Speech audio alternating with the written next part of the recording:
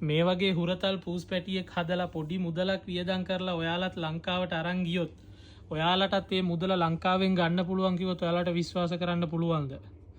ඒක ගැන තමයි එහෙනම් වීඩියෝ එක අවසාන වෙනකම් බලන්නකෝ.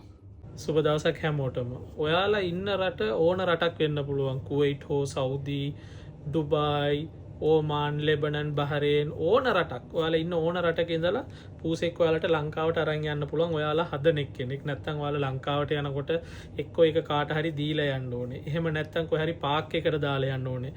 ඒකට ඔයාලා පොඩි මුදලක් ඔයාලා වියදම් කරලා ඔයාලා ලංකාවට යාව අරන් ගියොත් ඒ මුදල ඔයාලට ලංකාවෙන් ගන්න පුළුවන්. ඒකට මම ගැරන්ට් කරනවා අනිවාර්යෙන් ඔයාලට ඒක ගන්න පුළුවන්. එහෙම වීඩියෝ එකක් අවශ්‍යයි කියන කට්ටිය මට කමෙන්ට් එකක් දාන්න. ඇයි ඒ වීඩියෝ එක ටිකක් දිගයි. සාමාන්‍යයෙන් විනාඩි 10ක් 15ක් අතරත තියෙන ලොකු වීඩියෝ එකක්. ඒක ඇවිල්ලා TikTok එකේ අප්ඩේට් කරන්න බෑ.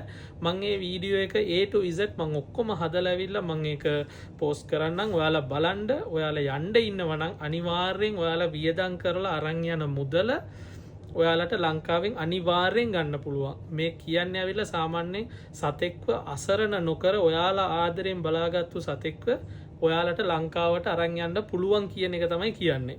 හරිද? ගිහිල්ලා ඒ වියදම් කරපු මුදල අනිවාර්යෙන් ඔයාලට ගන්න පුළුවන්.